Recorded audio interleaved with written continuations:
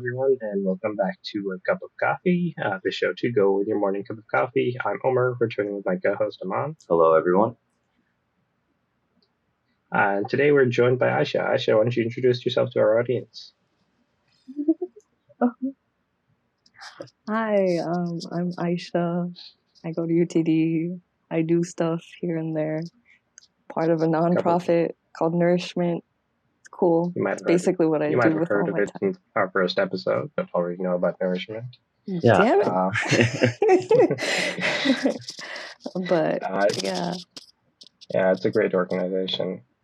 So normally we try to start off our podcast a little lighthearted, so we try to always hit our guests with this question, but what's something you're a huge nerd about? A huge nerd about? Yeah. I guess death right now.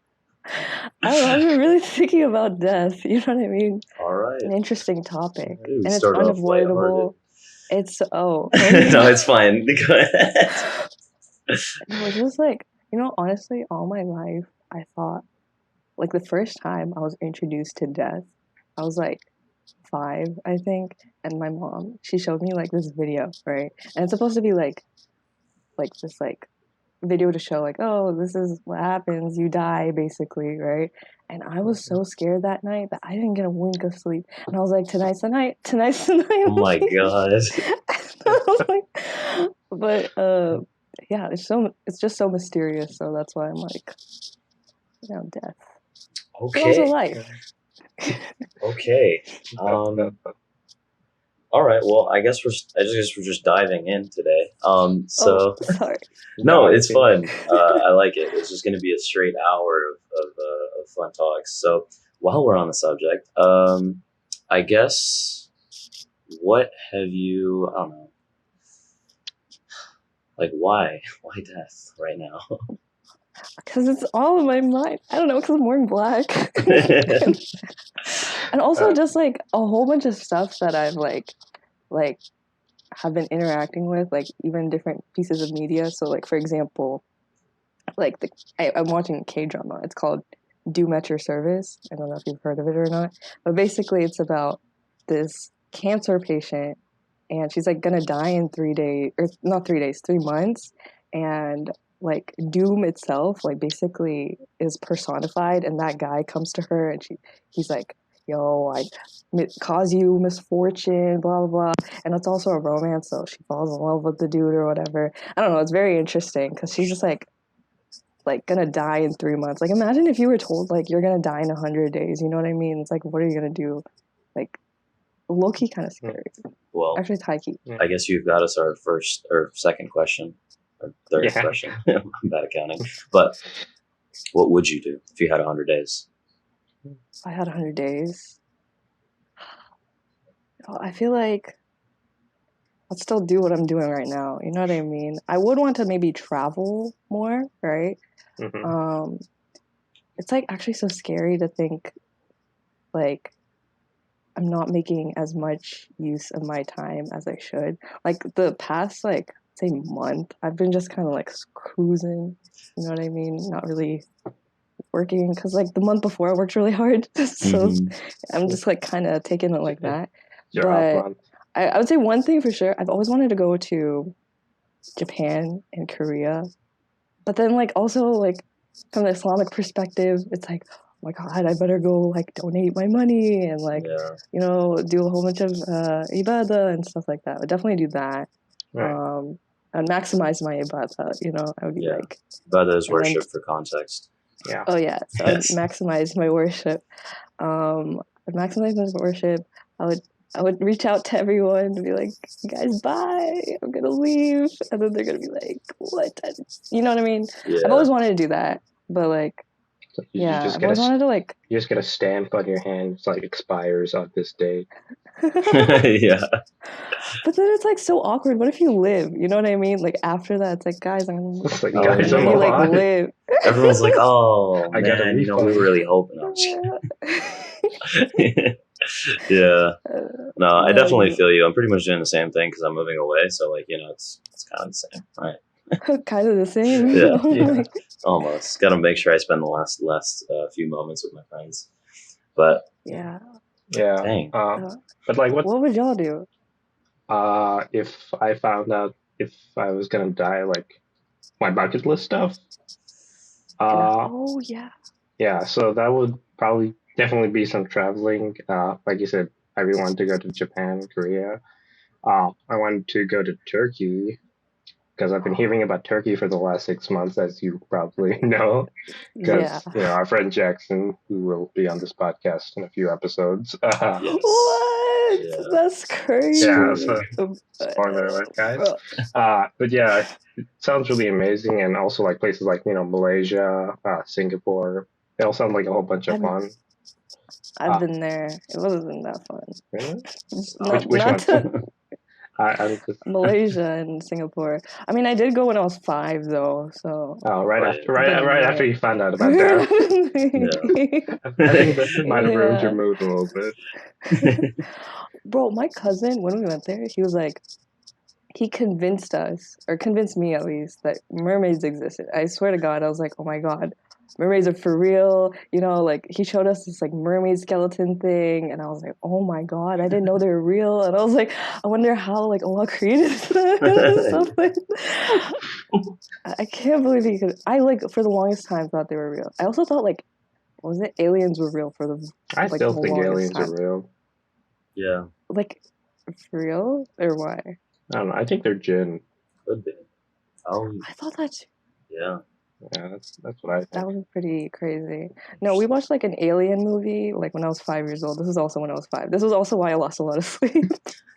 Did your you whole just didn't get much sleep that did your whole year. life's philosophy and worldview develop when you were 5? when I was Yeah, that explains a it was lot. like Like it all happened with this.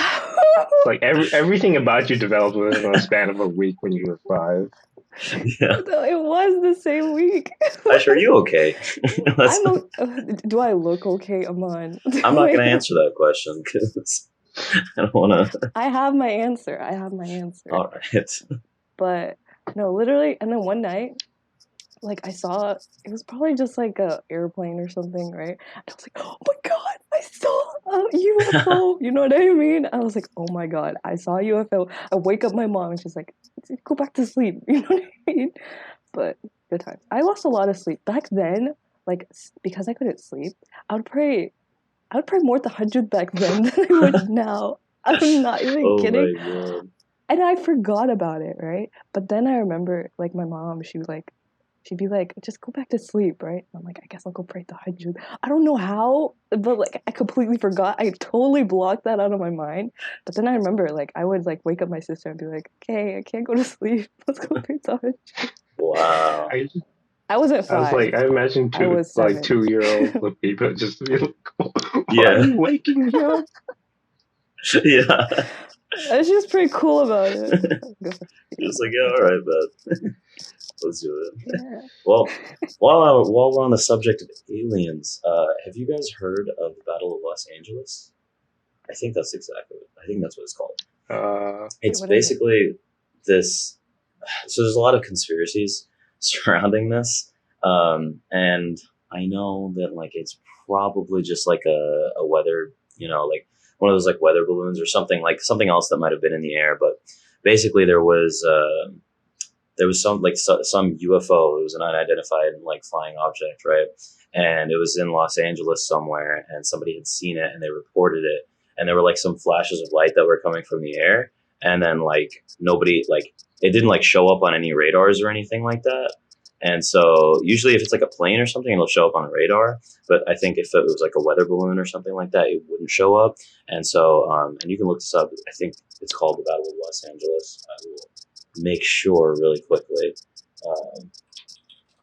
It's crazy. Yeah, when I would believe it in a heartbeat. you first started talking about it, I was like, is that a movie? That's They could honestly make a movie about it, but basically, yeah, it's called the Battle of Los Angeles. If you want to look into it a little bit more, but why is it called a battle? I think it's because they called in like military personnel to like check out what it was, and there's like one photo of it where like a bunch of lights are all flashing up at like the UFO. I don't know if it's like edited or what, but it's pretty crazy. And so you just look up and see like you just see like the UFO in the air, and nobody could ever tell what it was, and they never found out. So could Well, have been aliens. the more you watch those, and so I used to tutor a student, right? And he would never pay attention in class. So I'm like, okay, like he really didn't like reading. So to make him like reading, I was like, do you at least like movies? And he's like, I don't like movies. And I'm like, okay, do you like anything? And he's like, oh, I kind of like UFOs. So then we watched a UFO documentary, right? And we watched it together, and I was like, whoa, bro, you're right. Like he would be like, UFOs are totally real. And I'm like, okay, this kid, we're like, come on. But then we watched it, and I was like, "Bro, you be Like you're on kind of something. talking the truth. You're on to something." Yeah. It was like NASA people, you know what I mean? Like somebody from NASA is telling us, like, versus like some 5 or 9 year old. You know what I mean? So I was like, oh, "You do be making some points, Yeah. though." Like, I know some of those conspiracies could be real. Do y'all have any that you think are real? Conspiracies. Um, I so like the moon landing. I think we landed on the moon, but I personally don't believe they came back. I think the people that came back are paid actors. paid Mm, actors. Yeah, far fetched. You, I don't believe it. really? yeah. Like, you don't think they actually landed on the moon? No, I think they landed on the moon. I don't think they came back, bro. Do you think Wait, they no. What? paid their like families to keep quiet about it, or their families just didn't notice? The Didn't actors were notice. They probably. so good. You're telling me that Neil I Armstrong think came back and his wife was like, no. "Dude, Yeah. Nah. I think there's something to there. I I don't know, man." loved like I wanted to be an astronaut so bad when I was little. I would check I did as out. well, and then someone told me you need to know a lot of math, and then that dream just immediately died. That's what made you. Mine was because we had some astrophysicist guy come to our third grade classroom, and he was like, "Yo, this is astronaut ice cream," and then we tried it, and I was like, "This stuff is nasty. I can't survive. Like, I'm not doing that. I'm not." That's funny. Yeah, I never Like, wanted to be an astronaut. I was like, that's just I'm not cool enough for that. That's crazy. But like, it is a I want lot of different things that you need to I know. want to be a zoologist for a while, and then in eighth grade I googled how much they get paid, and then that dream died. Yeah, a lot of Oh, so dreams die yours because are of that. yeah. Yeah, Yeah, I was like, that's like teacher salary. yeah, Teacher man. salary. That's kind of sad that that's what low salaries are associated with. Yeah. Oh man. Like Yeah. you basically have to do there's like a few things. Everyone's being Yeah, you forced basically into IT. I We mean, have I two think so. examples actually on this podcast of Yeah. people that were not in tech and got forced into it. I mean, it's yeah. okay. It is what it is. Yeah. But at least, I remember my very first dream. At least I don't remember this, but my mom told me, she was like, you wanted to be a lemonade stand person for the longest time. This was also when I Oh, was 5. Wow. I wanted to be a taxi driver for the longest time when I was small because I wanted to drive places. Because Oh, yeah, because like my dad would never let me drive, and I was like, when I grow up, that's all I'm gonna be doing. Wow. I and then right after that, I was like, wait, that's a lot of work. So I was like, Yeah. I wanted to be a co-pilot. Just let the That's cool. pilot. I was like, I get to travel places, and the pilot's gonna do all the work. That's And crazy. it's like, what? And I was like, and like people would ask me, like, what if the pilot got sick or something? You had to do so. I was like, I'm getting the parachute and jumping off if I had to do any work. Yeah. well, that's what autopilot's for, isn't it? I mean, and be. I'm pretty sure you still kind of have to know how to fly the plane. Still got to go to flight school and have all you that. watched? Have you watched B movie? Actually, I watched Tell. Top Gun last night, so Oh, you're wrong. okay. But dude, Also, on the subject of jobs, like to follow, so like literally what you were saying, I was on. So I think both of y'all know this. Obviously, the viewers don't know, but I was on that cruise like a week and a half ago, and so I met one of the workers there. Right. So here's what happened. Right. Kamran, everyone knows Kamran, everyone loves him. But he met one of the people that worked there, and he met this guy, and he was just talking to him, and the guy was like, like this this job is like thankless. This sucks. He was from India and he had to move over here, and this was the only job that he could get because he didn't have an American citizenship. So he has to stay on the ship, right? And he's constantly doing a ton of work, and they don't get any rest, right? Like it's like 5 days on the cruise, and then they just turn right back, and they do that for like 9 months straight, right, on his contract. And he's like, this job sucks. He's like, I've been smoking 26 packs of cigarettes like per month. He's basically smoking a pack a day out of stress. And like when the ship like stops, it's not like he gets a break. Like he has to make sure everything is spotless, clean. Otherwise he's getting fired and he's not going to have any money. And they don't get to eat the food that the passengers get to eat and all that, right? So like he was just complaining for like a straight hour to Kamran. Kamran tells us his story. And then I met one of the workers like a day or two later on the cruise, right? And she was just constantly like smiling and happy. And I was like, surely she's being fake, right? Like this, I don't believe it. I think that like she's like told this in training that she has to like put on this face. And so I asked her about it. I asked her about her life and everything, and she was like, you know, I was like, why are you choosing to work here? Like, what are you doing? And she told me this crazy story where she was like, basically, her dream when she was a kid was to travel the world, and she was like, this is my way of doing that. And she was like, this job is, it's everything. I was like, if there was any other way that you could have accomplished this dream, like, would you? And she was like, I kind of already did it. I lived my dream. And I was like, she was so grateful. And I was like, and then I like went to my room and I was going to go like back and hang out with my friends. So I came back out and I was like, and I saw her again and I was like, I have to ask. I was like, how are you so grateful? And she told me about her kids, and she was like, I just do everything for them. And apparently her husband passed away when her kids were really little. And that's why she has to do this job to like make sure that her kids can have like an education and get jobs, and her kids are staying with her mom. And she's like, this job isn't so bad. You meet a ton of people from a ton of different places. You learn a lot. We never talk about work with our coworkers. We just always make sure that we're like staying away from that subject. And, I get to go around and I get to see the world. And now, soon enough, because I've done this job, my kids are going to have a future, and they want me to come back to the Philippines and live with them. And she was just so grateful for everything that she had in that same situation that the other guy was in. Right. And it was crazy to see both perspectives. Like someone was in that job. And obviously I know that if I was in that position, I probably wouldn't be so grateful. I would have a lot, like I would just be complaining all the time, just like that guy. But she found the light no matter what situation she was in. And it was so crazy to think that she literally said, I lived my dream. And she was working as a maid on a cruise where everyone else was, living their lives. But she was just grateful for what she had. And it put a lot of things in perspective. That's insane. So, yeah. Dang. It reminds me of another thing, but I don't remember all the details. But there was this, basically, I think I read it in one of my Stoic books or something like that, right? And there's this one guy who had a pretty tough situation as well. He was basically the water boy for all these Stoics, like Socrates or something like that. I can't remember who or which ones they were, but he would be always complaining, right? He's like, man, I have to do all of this work. I got to do all of this crap.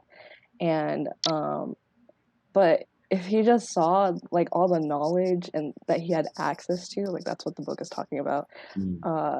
He could have done so much more with it. He was in the vicinity of all these amazing people, but he was just complaining about how he had to do all these menial tasks. Wow. Yeah. Perspective, man. Perspective. It is all about perspective. Yeah. Yeah. It's crazy. Well, crazy. On the subject of Stoic philosophy, how did you get into that? Yeah. Same, honestly. Yeah, he's like, yo, bro, let me tell you about Stoicism. I'm like, what is it? He's like, this is going to change your life. And then he sent that video, the one that's supposed to change your life. I think it's called, This Will Change Your Life, the YouTube video. Ryan Holiday. Yeah. But I actually did. Yeah, and I watched it. The first time I watched it, it was I think a year and a half ago or something like that, right? And it actually changed my life, at least for that month, because yeah, it was a good month, right? I would wake up early. Marcus Aurelius says, you weren't created as a human to just stay comfortably in bed. you have a job to do as a human. I was dude. like, bro, you're so right. I'm gonna wake up Yeah. early every morning. And then I would wake up early and like I would walk outside in the morning because like Ryan Holiday was like, you gotta be with the nature. And I was like, okay. Wow. And I would schedule and I would work out. It was good times, right? Dang. And like I would always like think about, how we always like we all think about this, right? We're like, yo, I wonder what it'd be like if I actually had my crap together and like I actually did stuff, right? And then I did it and I was like, yo, it's amazing, right? And then I burnt out, obviously. But yeah, it's actually like writing down and scheduling out and really valuing the time that you have. It just goes so far, especially like even like waking up in the morning, like even in Islam, it's like said there's barakah in the morning, right? Like compare your days where you wake up at like 12, not that you guys do because I don't know, but compare those days to like days you wake up at like 5 or 6 or right now 7:48 a.m. right? Like the day feels like so much longer and you can do so much more. And in fact, even if I like try doing whatever I do like within the first few hours of the morning, the rest of the day, like I just can't do it. You know what I mean? So if I like wake up at like 7 and then do stuff, like I get so much more done from that time to like 10 or 11 than I do like the rest of the day. And so mornings are magical. It's not. It's also because like I don't know, mornings feel a lot more peaceful and quiet than the rest of the day does. Yeah. Like people start to wake up, it gets more chaotic. You don't really have time to yourself anymore. Yeah. So yeah, morning. Well, I don't have time to myself right now because of the cat. It's a lot nicer. It's also like just like a quiet time to yourself. You can journal without like any disruptions. And like you can just like pray without anyone. Like nobody's awake right now, and it's like so nice. Yeah. And you can just reflect and just take a time. Yeah. It is. The best days are when you wake up and then you just get everything done by like, the afternoon time. And then you just, you eat lunch, take a quick nap, wake up, and then like, you're pretty much done with most of your really important stuff for the day. And then things that start coming up anyways, like that would have come up anyways. Your mom asks you to do something, your friends want to hang out, random things just that start coming up that would have taken you away from things start happening. But like, you're prepared, you feel prepared for it and you feel like okay to take that on. And then you can kind of live spontaneously because you can't just not live you can't just have every moment scheduled, right? Otherwise like it ruins the spontaneity of life. And so having that time set out to just take care of whatever would have occurred anyways at that evening time. And if nothing happens, then hey, you can catch up on your show or your game or just do whatever, spend time with your family that you would have wanted to do. So those days are great. Those are awesome. It was like a solid, I don't know, that was a solid month. I remember it was like a year ago. And then like a month ago, I also like tried doing that again. I was like, you know what, I need to hold myself accountable. I gotta read again. And I was like, how am I gonna do that? And I started making little vlogs and I was like, oh, that's so nice. Because then at the end of the day, it's fulfilling to see like everything I did, because a lot of times you forget because I don't know, I just don't give myself that much credit. But also like going to like those hangouts or like gaming or catching up on your show after doing your work, it's just so much more fulfilling. It you know is. What I mean? It definitely is. I 100% agree. I guess going back to that vlog or I guess like video journal thing, we could talk about the subject of journaling, which I personally love, as Lily's recently. I need to get back on that. I always start journaling and I'll do it for like a few days and then I'll forget to do it for like months, so there'll be like month gaps in my journal. Yeah. It's like what are you doing between March and April? Yeah, no, straight up. Like I'll try to like give a recap and be like, dang, what did I do in the last month? And then I'll be like, shoot, I haven't done anything in a month. And then I'm like, well, I need to really get on it. But getting consistent with journaling, by consistent, I mean, usually I won't miss more than like a week, right? Mm-hmm. Sometimes it'll be like 2 weeks and then like I'll have a stretch of like a month or two where I just go like every day or every other day. It's inconsistent, but it's very Like it's life changing. I think that is like the one habit that I can say for sure is life changing. I love journaling. It is my therapy. It is, especially for somebody who talks a lot, it is like my Oh best man, I friend. bet your journal's like full all the It time. is full. It's so full. Like it's like tiny text. Like if I start journaling, I have to like literally like take out. It takes like an hour at least. You know what I Yeah, mean to journal because I'm just like I gotta keep going. I gotta keep going because I yeah, just have so much that I have to like yeah, just take out, right? And if I go like a week without journaling, like I can like it'll catch up to me. You know what I mean? I'm yeah. like, okay, why am I feeling so overwhelmed this week or something? And I'm like, Hmm. because I haven't journaled this week. You know. Yeah, 100%. But yeah.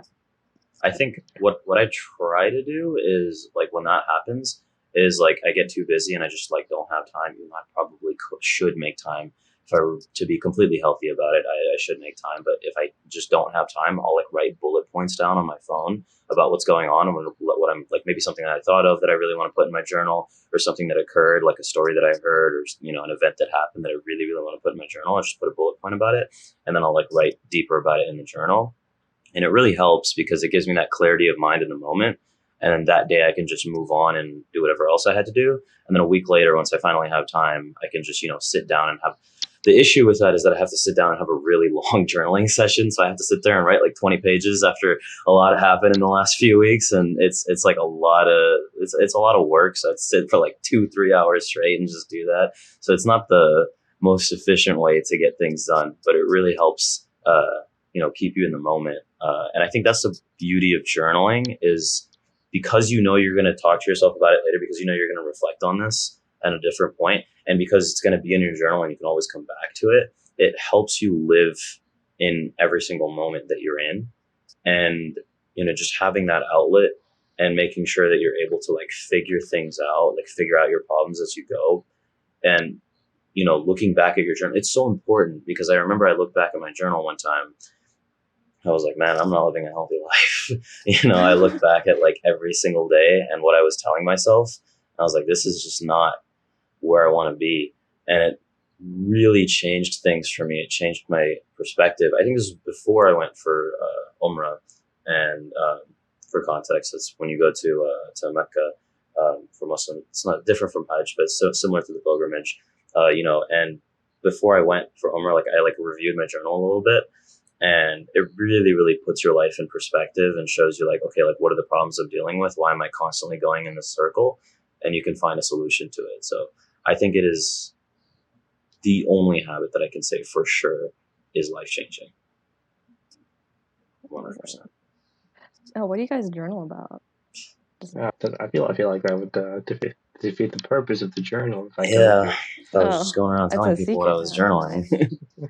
I just meant in general, not like go get your journal and go It's read like it. it's right here. Oh, let me grab it right now. Yeah. It's like it's right over here. Yeah.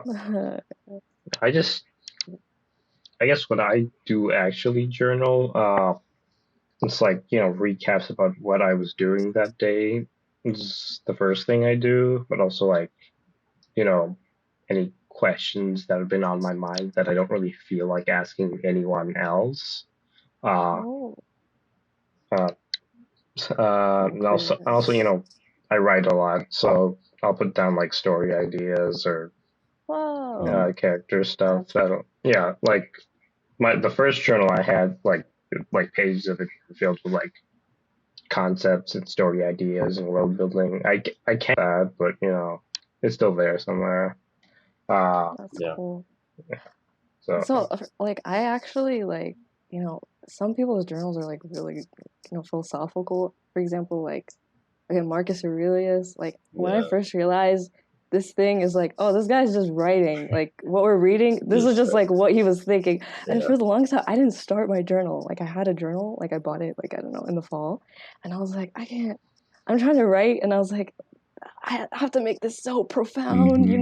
Not that it's gonna get published, but I was like, bro, this guy's just writing, and he just thinks like this, and he's just writing Yeah. like that, right?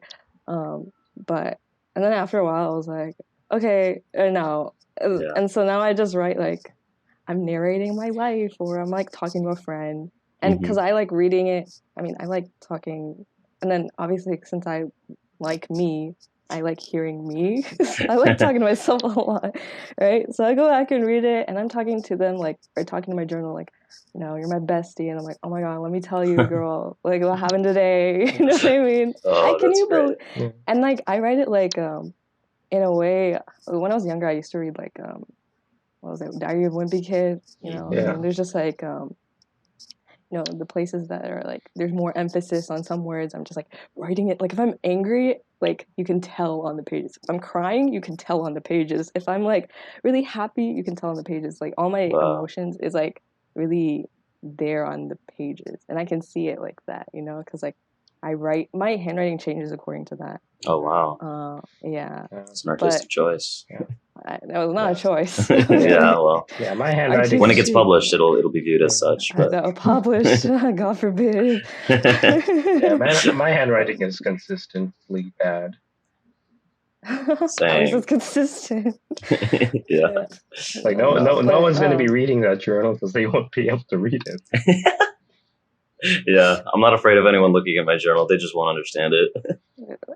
You're actually doing like you're coding it. That is your code. It's like they're going to be like, it's like hieroglyphics. Yeah, that's what I was going to say. Yeah, basically, they're gonna find it like 500 years from now and be like, what was this language that they were writing in?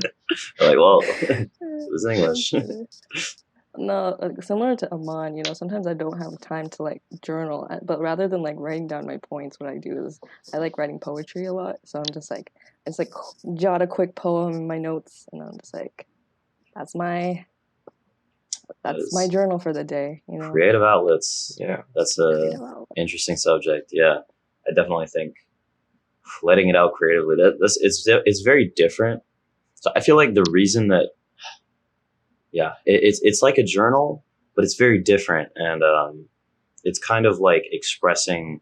And I think Arub's the one who told me this, so it's not my words, but it's like expressing your words and your feelings without really using words, right? It's like a painting with words, right? You can express this emotion that you wouldn't have just been able to say if you were just talking about it, right? And I think that's the beauty of poetry or any kind of creative outlet. So.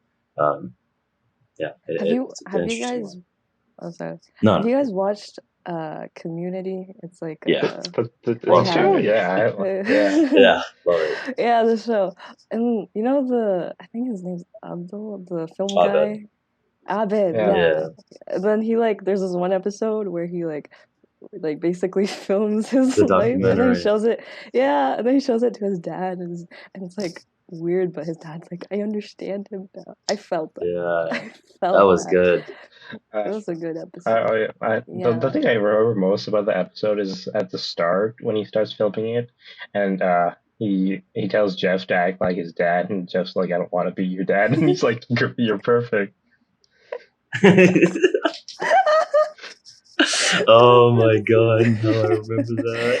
That's so funny. That show was good. The show was great. Like for the longest time, like no one I know had seen it, and I felt so alone because I was like, the show is so good. How is no one seeing it? It's amazing.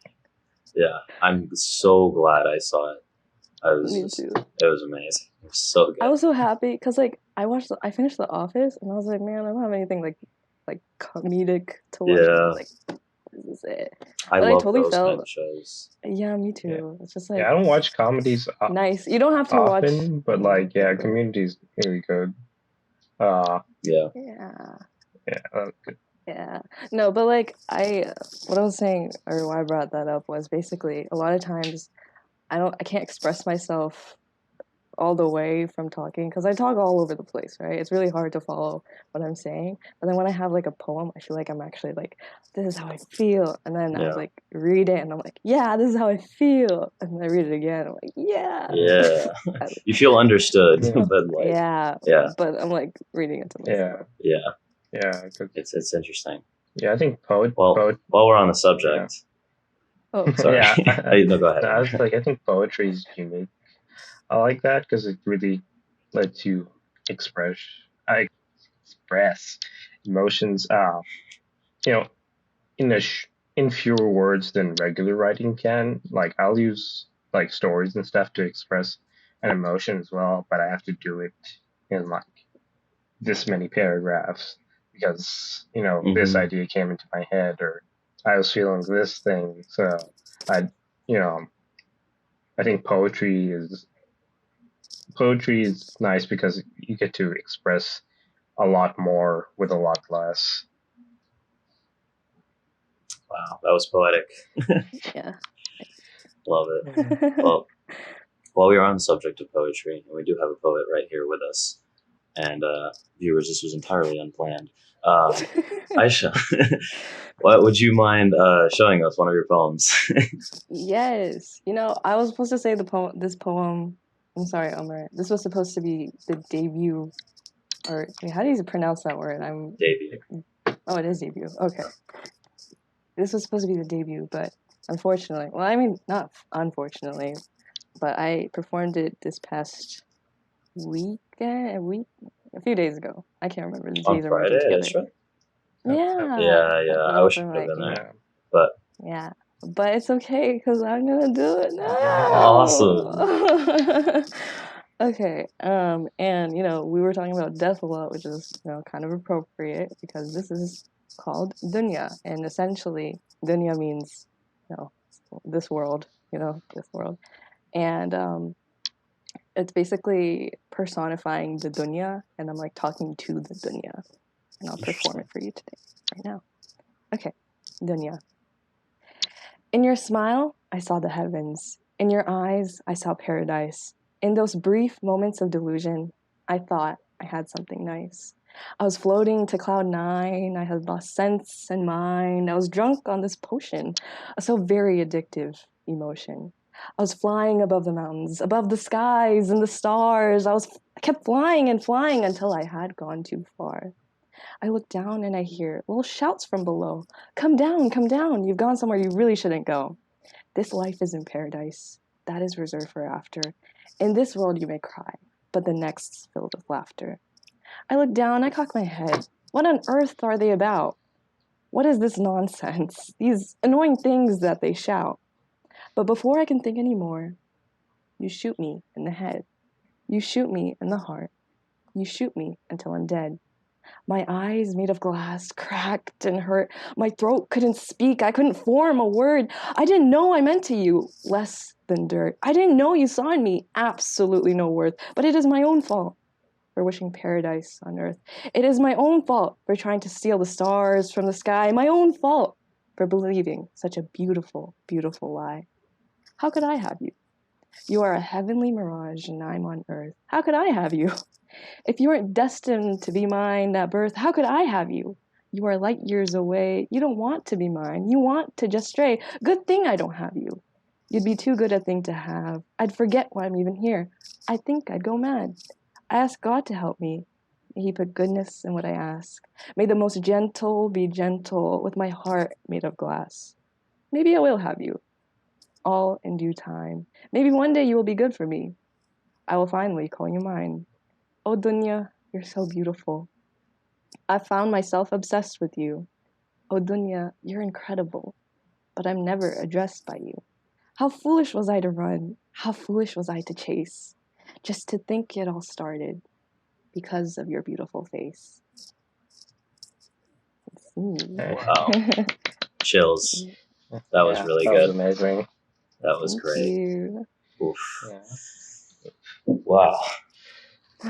Wow. Okay, that was really good. Yeah. Thank you You'll Yeah. have so to send me the much. text Yeah. for that so that I can keep it because Of that was Yeah. course. great. Thank you. Yeah. Thank you so much for sharing that with Yeah. us. And yeah, our viewers it'll be great that more people will be able to hear it. Yeah. It's gonna be Yeah. Yeah. amazing. That's Yeah. probably gonna be the clip, to be honest. Oh, great. Yeah. Unless you Uh, don't want it. Like, of oh no, course, this is your episode. I'm good. People Awesome. see it. It's fine. But yeah, I really like that one. I like the way that like when the stanzas rhyme and the syllables are like the same. I'm just like, it's so Yeah, Yeah. satisfying. You know what I mean? It's like, it Yeah. oh, is. it's gonna follow the iambic pentameter. You know what I mean? It's Oh so yeah, nice. Yeah. It's yeah. great. I remember rhetoric too. That was Yeah. Nah, I be just writing. I don't have any technique. I'm just like, yeah. Same, honestly. I just like throw up my feelings onto a paper, and that's why I like to journal. But that poem was it was great. It was definitely really Thank good. you. It's great when Thank somebody you. else can describe a certain emotion, or some other kind of creative outlet can uh, give you a certain feeling that you either relate a lot to or haven't felt before. It's something I find very interesting that, like, oh shoot, somebody else is going through that. But when you create something and that's how someone else feels about your work, that's a different kind Yeah, of feeling that yeah, you get. it feels very nice when someone else can just connect with your work, Mm-hmm. just because Yeah. I don't know, it just feels like you've built some kind of bond with them. Yeah. Yeah. Honestly, yeah. Like after I performed it, a lot of people were like, "Yo, that was so good." I'm like, yes, it translated. You know what I Yeah. mean? Because like if it doesn't translate, it's kind of like, oh, okay, Yeah. Yeah, because Definitely. Yeah. I think I especially think yeah, because that one is about like getting lost in this world and the things that you know may not be so important overall to your principles and what you really value. Um, I think that's something that a lot of people struggle with, and that's why it really really struck. So yeah, good stuff. mental mori. Yeah. It's just like it can all vanish within like that. You Yeah. know what I mean? mhm. And I was like, it's funny that I read that right now because this past month I've just been like kind of like I said, I was just cruising, right? And I'm Hmm. like so like in the dunya, I'm like, you know what, I'll do it tomorrow, I'll do it tomorrow. Yeah. And it just doesn't get time. That's why I'm miserable. I mean, I'm not miserable, but Whoa. but like being productive, like if I'm not productive, I'm just like anxious. I'm just like I gotta do something. I gotta do Yeah. something. That's why yeah. Yeah. Yeah, I definitely get Yeah. what you mean. But yeah.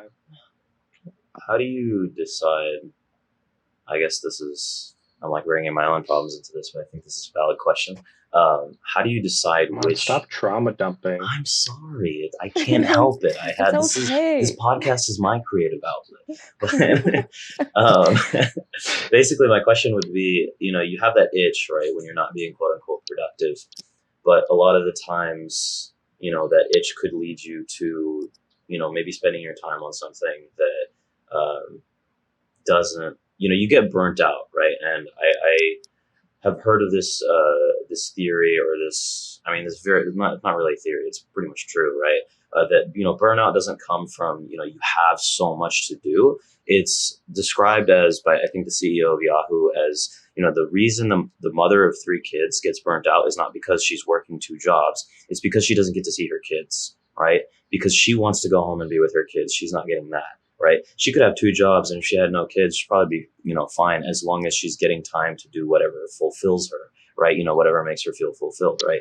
So how do you know that you're scratching the right itch, or you're spending your time on the things that, I guess I kind of answered my own question, you would not be getting burnt out, but how do you find something that you're spending your day and you end it, like you get to that nap in the afternoon, you've done all your work and you feel satisfied with that, right? Like, how do you find these, you know I guess this comes back to finding passion, but I would love to hear your answers. Like, how do you exactly find what to follow in that pursuit?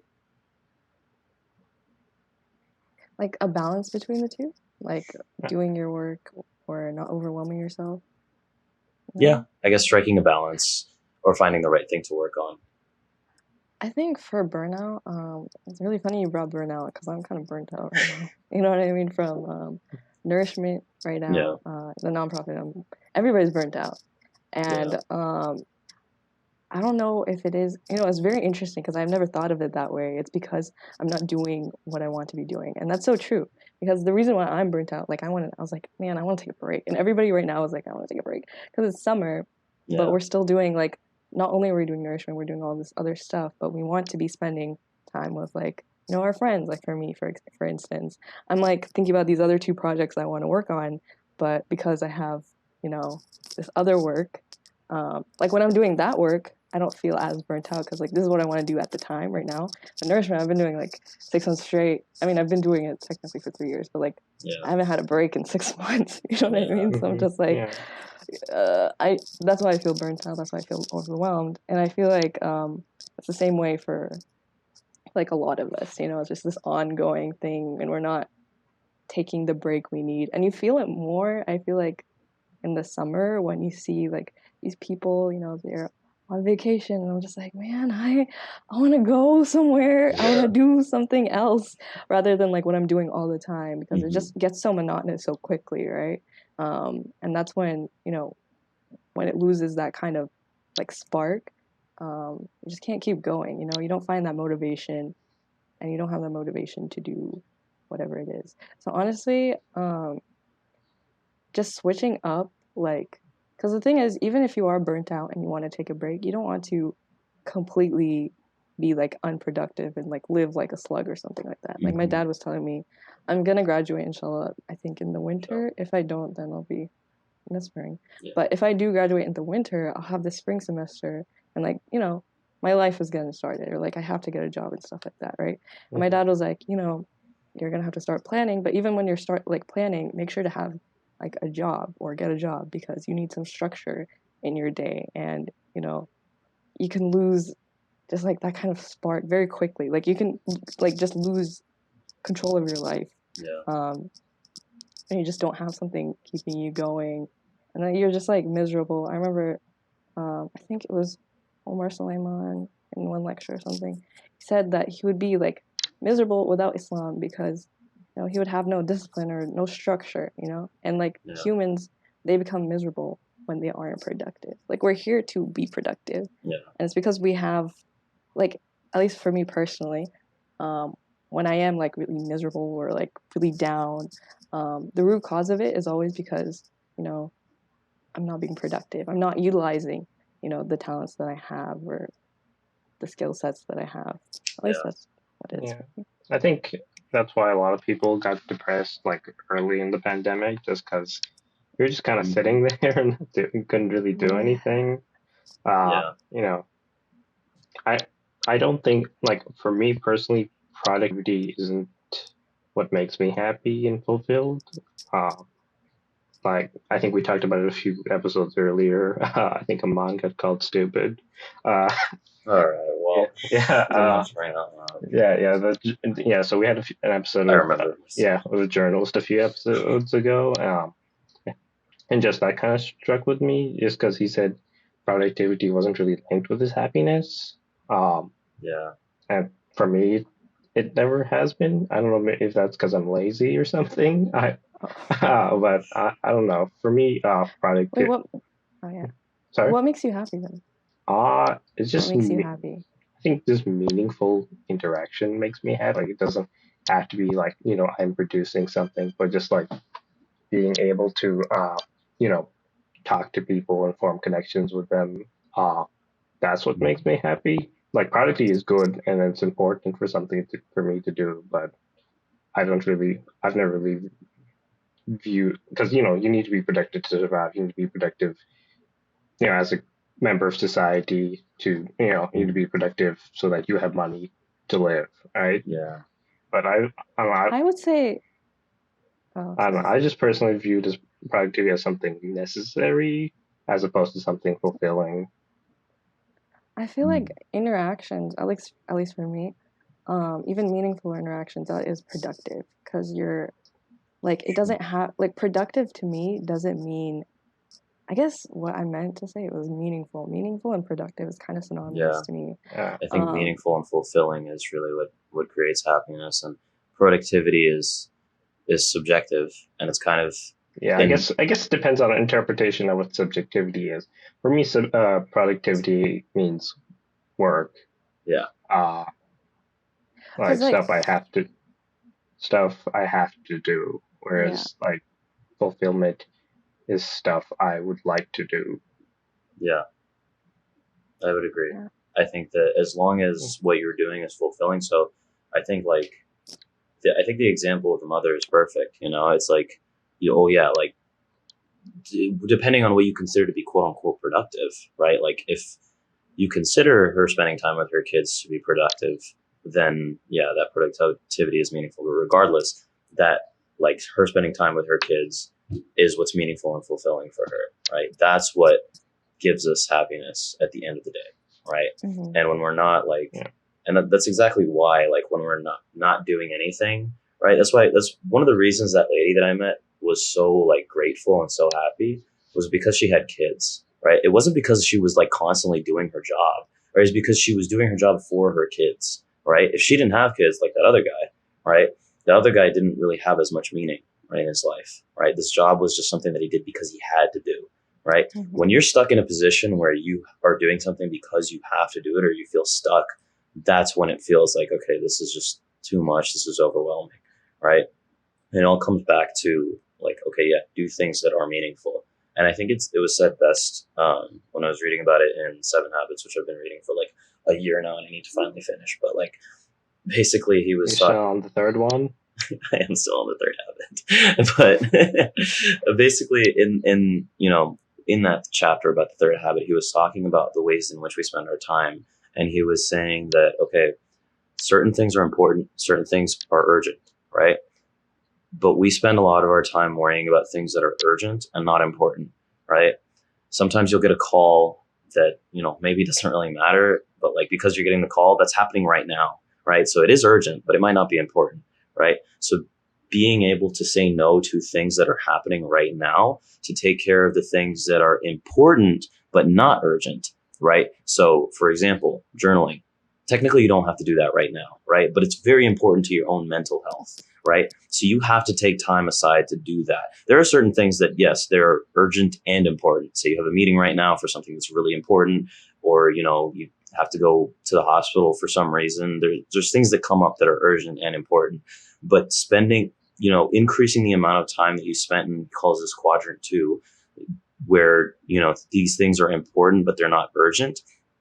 That's what creates a more fulfilling life, right? So, and the beauty of that is that what's important to you is different than what's important to someone else. So by creating your life and centering it around this, you're creating a lifestyle that's like, okay, now I'm living by my own values, right? And you're not sitting there thinking like, okay, I'm not being as productive as this other person, because you don't care what that other person is doing because their values are different from what you value. And I think creating that kind of structure is so essential to creating a more fulfilling life.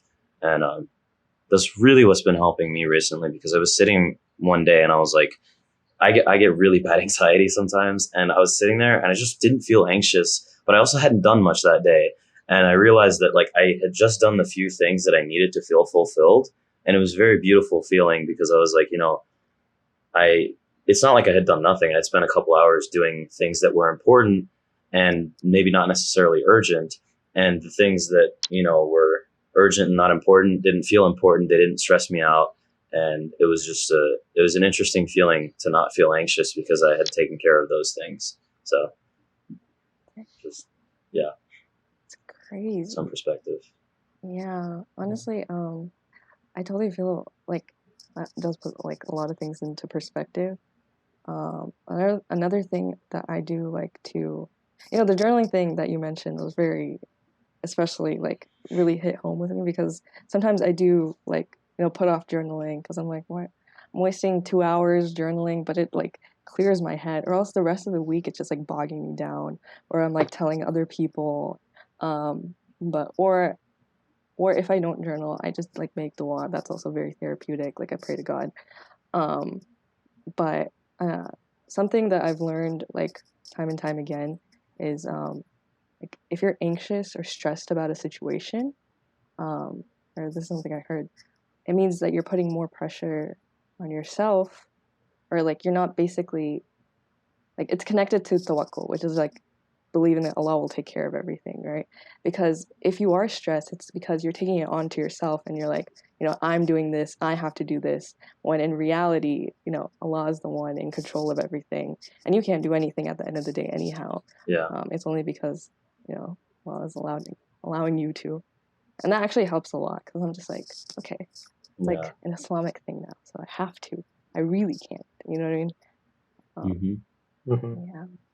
Yeah, no, definitely that feeling of like, okay, if it's not in my control, then it's not important. And if it is in my control and I'm doing everything that I can for it to happen, then the rest is up to Allah. The rest is in God's hands, and it's a good feeling to know that like, okay, it's not entirely up to me, right?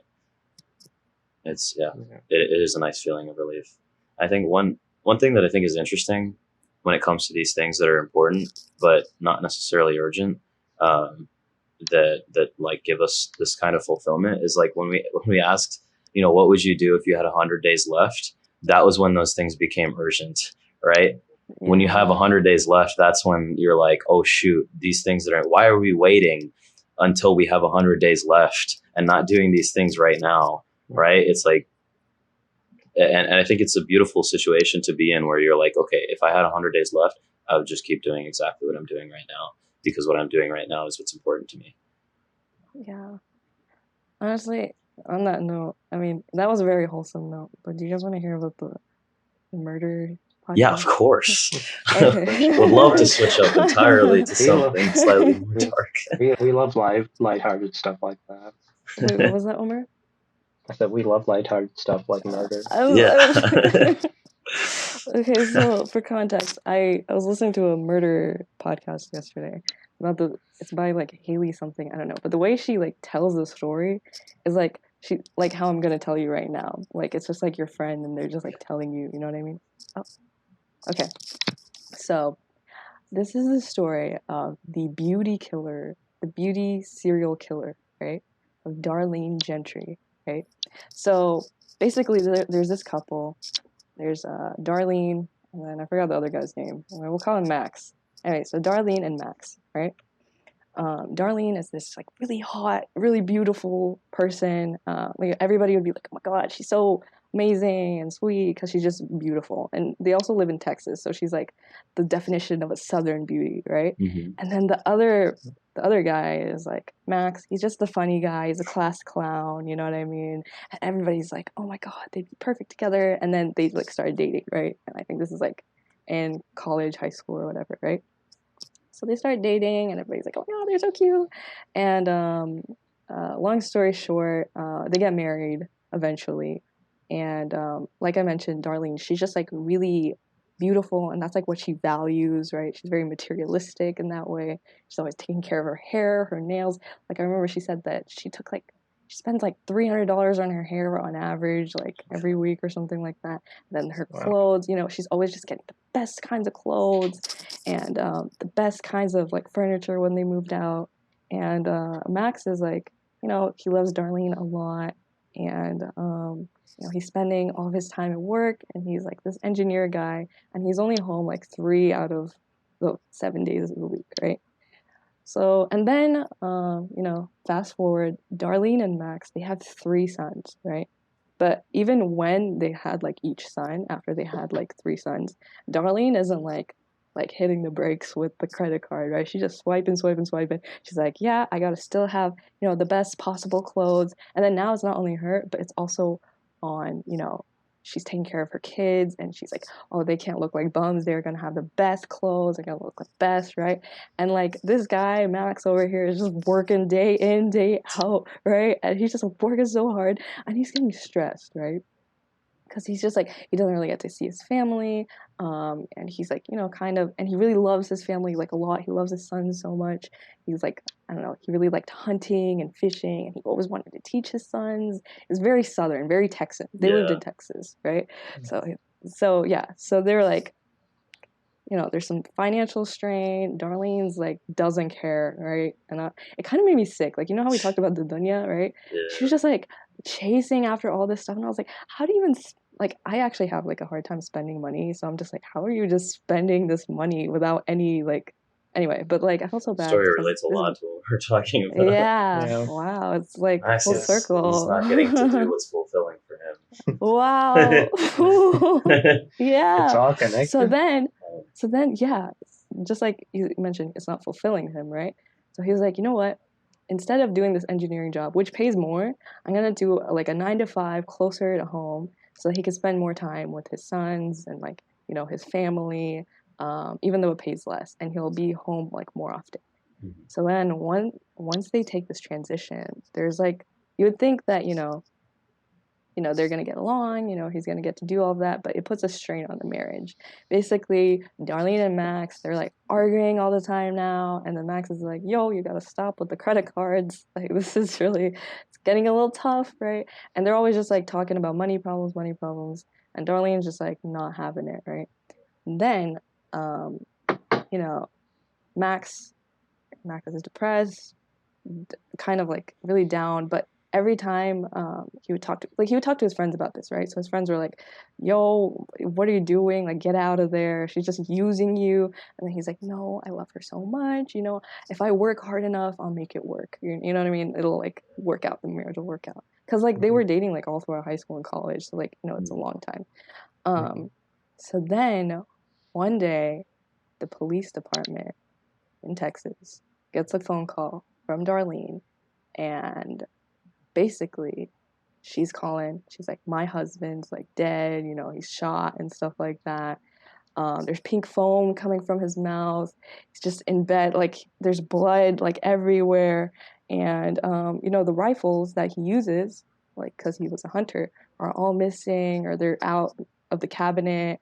Um, like, come help us or whatever, right?" So the police, they come, and this is the most, like, I was offended that Darlene's even a criminal, because criminals at least have a brain, you know what I mean? And I was just like, what is this? Because I was listening to it and I'm like, surely something is going to happen that is exciting. But let me tell you, let me set up this situation, okay?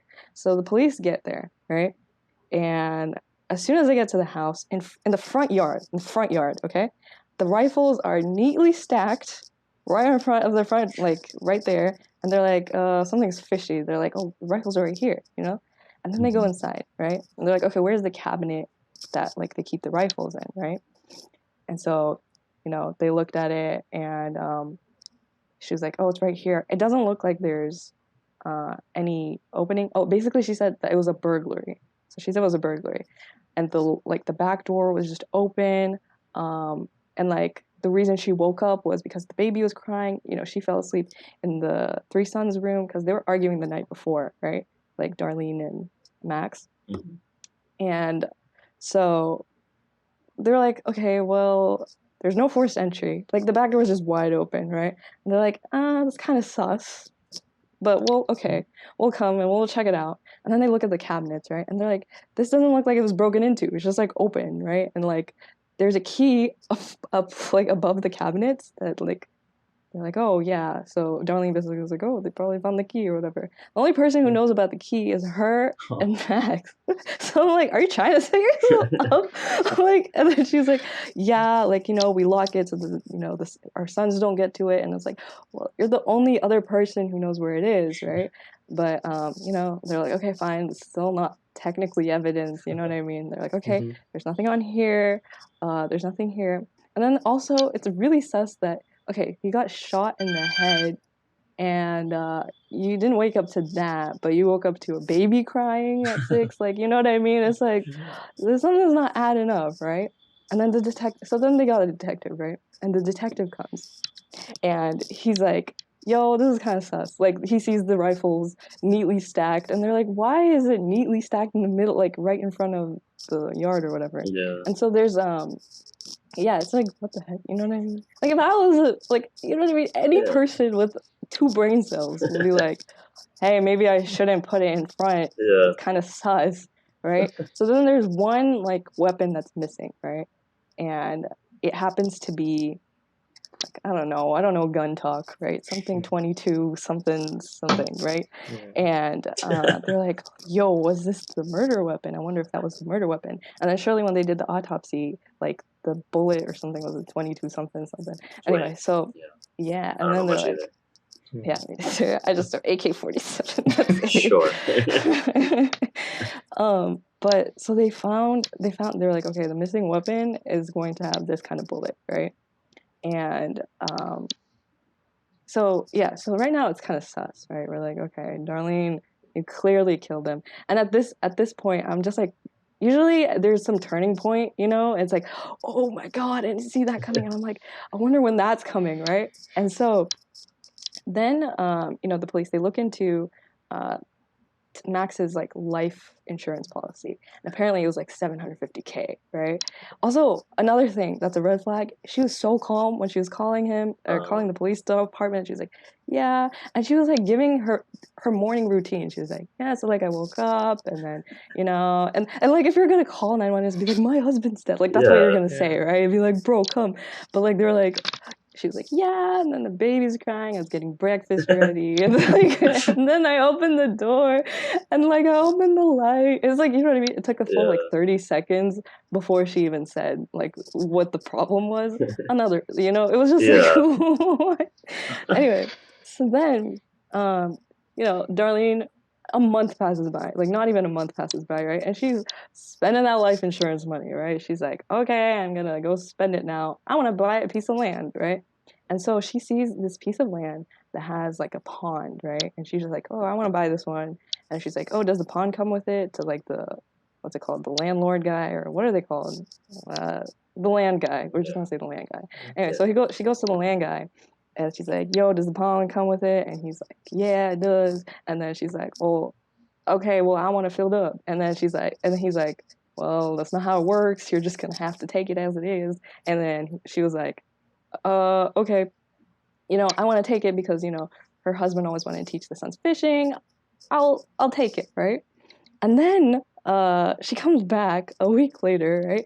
And then she's like, wait, actually, I want it filled up. And then he's like, yo, why? What happened? And she's like, you know what? I actually don't want it. And then he's like, okay, that's kind of, so he's like, this is kind of sus, right? So he calls the police, right? And the police is like, okay, we'll check out the area. We'll check out that pond. And she like basically gave herself away. You know what I mean? So the police come and they check out the pond, right? They're like, what is this? Like, why is she being all sus about the pond? They check out the pond. The murder weapon was at the bottom of the pond. Oh my god. The murder weapon is at the bottom of the pond. So they're like, shoot, it's right here. It like matches the 22 thing, right? So they take it out. And they're like, okay. And so then the land guy calls her up, right? He was like, oh, actually, we're gonna be draining the pond tonight, as something like, I don't know. At like this point, I feel like you have enough evidence anyway, but like they're like, we need actual evidence, so they set up a camera for the story. Yeah, for the story. And also, what is like even more shocking is like her friends and family, like they live right next door to like Max's parents, right? They believed that she didn't do it. Like until the film evidence, they were like, she's too sweet, she's too pretty. No. Prime example of pretty privilege. You know what I mean? They were just like, she's just too pretty. You know what I mean? Or something. I don't know. That was a British accent. It's okay. She's too pretty. She's too purty. So the land That's guy how I get away up, with my crimes. Oh yeah, Umar. Yeah. No, it all makes sense. It does. You gotta watch out. Anyway, so the land guy calls up Darlene, and he's like, "Yo, we're gonna." Well, they don't say "yo," but they're like, "Yeah, we're gonna drain out the pond." And she's like, "Oh shoot!" 15 minutes later, she drives there, right? And she's just like, "Oh, I gotta start looking for it." And she pokes it with a stick, right? In the area where the murder weapon is. She's just like trying to find it, right? And she can't find it. And after a while, she's like, it's been like 30 minutes, and she's like gives up and leaves, right? So when they show this evidence at court, like she's still trying to deny it. You know what I mean? She's like, yeah, I was just like, I heard a rumor that the weapon is there. And they're like, so why didn't you call the police then? And then she's like, it's tough. Like she had no, but she never admitted to the murder. She never confessed. She never ever confessed. Right? So it was like the stupidest murder thing. It was like an hour in. I was like, wait, so she is the murderer? Like, how are you so stupid? Right? Oh my god, the whole time. Yeah. You were waiting for the twist, but the twist was there was no twist. There was no twist. And I was like, that's what gets you. That was the twist. That there was no twist. I was like, wow, she really Oh, also another thing that was like sus. She was a registered nurse, right? And they're like, okay, so why don't you try like anything? Like when he was dead, you see that he's in critical You condition. just accepted it. Yeah, but also, I mean, maybe you're not in the situation too, but like everything else pointed Yeah. at her. Everything pointed at her, and I think she got like jailed in 2007. She has like 60 years in prison now. Wait, this Yeah. is in the story, or like is this based off It's like, something real? oh, this is real. So like Yeah. now, Really? oh yeah, this whole thing is Yeah. real. That changes everything. You didn't think it was real this whole time? It's real. I thought this was just some some story. I was like, this is a really dumb story that someone made up. Like I was like, why would you tell this whole story? Oh, Well, no, they're just some real idiots. that was the There. twist for me, that it was real. Yeah, That's really great. funny. That's crazy. That's really stupid, man. I know. I was like, even I would. I was like, I felt so smart for like a little bit. I was like, oh my god, the clues are coming together. I think I know who it is. Oh my god. Yeah. Wow. Yeah. Those 2 games of Among Us you played were coming in handy. Yeah. Hmm. Rifles are in the front. Yeah. Yeah. Wow. What a story. Now Yeah. we're officially a murder mystery podcast. Not a good one, but we are. Yeah. What can I say? It's a real story, It is. It's embarrassing Yeah, to call her a criminal. She Yeah. does not have a criminal mind, Yeah. Critical. It's like I would have done this. Yeah. Yeah. Also, Well, they're the disposable. pond thing, the thing about the pond, I was just like, wow, you really like went out of your way to give yourself. Yeah. Yeah, because you said they went by like a month and they didn't have anything, right? Before she So like a started to buy month it. went. That's Yeah, so she crazy. had like a month extra, I guess, of life because like she was spending out the 750K, and then she goes to the pond and she's because the only thing they were missing was the murder weapon. They're like, we gotta find the murder weapon. Where is it? Yeah, Right? bro, you just gotta skip town at that point and leave. Yeah. Get off the radar as fast. Well, I mean, like honestly, they wouldn't have found it. Just don't like call. If she Just don't didn't bring attention tell to the them. pond, they wouldn't have found. Yeah. Just don't be stupid. That's just. Oh man, that's unfortunate. That's a depressing murder story. It was a depressing murder story for both of them. Yeah. Right. It's depressing. She's so stupid, but like Yeah. that just shows like. But she's like If you're gonna commit murder, then do it right. Do it right. Like murder is so scary. Like I think I saw a post that like at the shops at Legacy, I think there was like a sex trafficking incident. I saw. Oh that. yeah, I saw that. That was really Yeah. scary. Oof, Yeah. Yeah, it's just like you can have it anywhere, anytime. My sister, like one time she told me, she was like, you never know, somebody could be in your back seat, you know what I mean? And this was like my first month of driving, and I would almost get an accident. I'd be like, I wonder if there's somebody in the back Yeah. right now.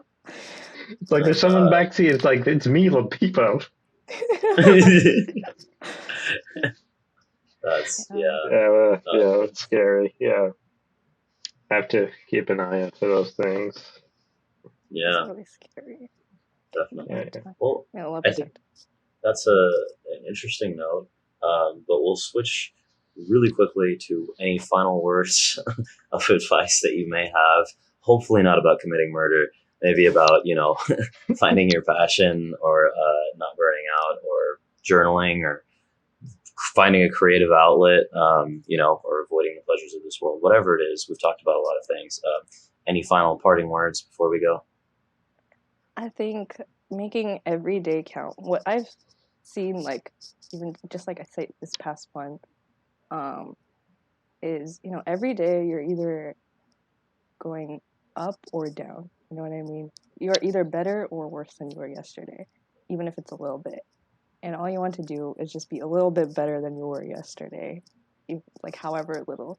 So something that I do, or I wish I did more often, is like making a list of just like 2 or 3 things the day before, like I'm going to do these 2 or 3 things today, and then the next day, if I get those done, I give myself a pat on the back, because you did those 3 things. You were productive. The thing is, if you don't have a list going into the next day, like a digestible list, Yeah. then you get overwhelmed very quickly. You start to doubt yourself. You start to think, you know, I'm just gonna get like nothing's happening, right? And that's when you start spiraling, and that's actually when you start getting worse because you're stressing more than you are doing, and then you don't have time to actually, live your life. And then another piece of advice that I would say is, carpe diem, seize the day, take every day, and value it, as we've talked about today, because as Pitbull says it so beautifully, for all we know, we might not get tomorrow. So, Yeah. yeah, All right. All right. Well, thank you so much, and thank you so much for joining us today. And as always, be sure. Thank you to our viewers for watching this. We'll see you guys next time. And as always, be sure to follow us at acupofcoffeepod on Instagram, Twitter, and TikTok, or email us at acupofcoffeepod@gmail.com. We'll see you all next week.